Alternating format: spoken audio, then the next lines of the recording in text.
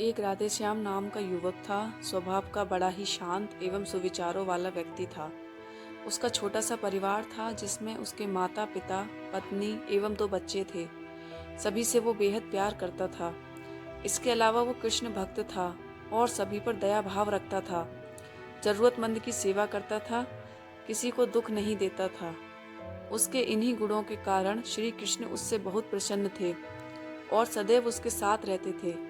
और राधेश्याम अपने कृष्ण को देख भी सकता था और बातें भी करता था। इसके बावजूद उसने कभी ईश्वर से कुछ नहीं मांगा।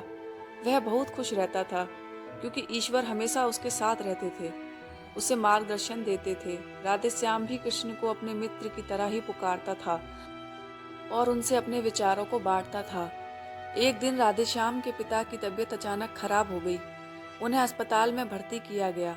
उसने सभी डॉक्टर्स के हाथ जोड़े, अपने पिता को बचाने की मिन्नतें की, लेकिन सभी ने उससे कहा कि वो ज्यादा उम्मीद नहीं दे सकते और सभी ने उसे भगवान पर भरोसा रखने को कहा।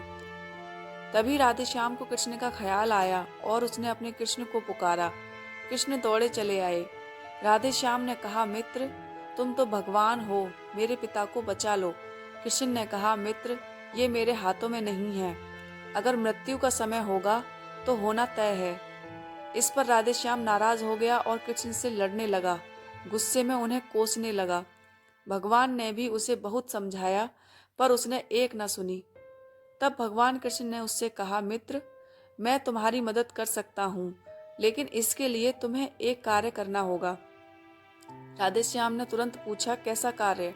कृष्ण ने कहा, तुम्हें किसी एक घर से मुट्ठी भर ज्वार लानी होगी और ध्यान रखना होगा कि उस परिवार में कभी किसी की मृत्यु ना हुई हो। राधेश्याम झट से हाँ बोलकर तलाश में निकल गया। उसने कई दरवाजे खटखटाए। हर घर में ज्वार तो होती, लेकिन ऐसा कोई नहीं होता जिनके परिवार में किसी की मृत्यु ना हुई हो। किसी का पिता, किसी का दादा, किसी का भाई, माँ, काकी या बहन। 2 दिन तक भटकने के बाद भी राधेश्याम को ऐसा एक भी घर नहीं मिला। तब उसे इस बात का एहसास हुआ कि मृत्यु एक अटल सत्य है। इसका सामना सभी को करना होता है, इससे कोई नहीं भाग सकता।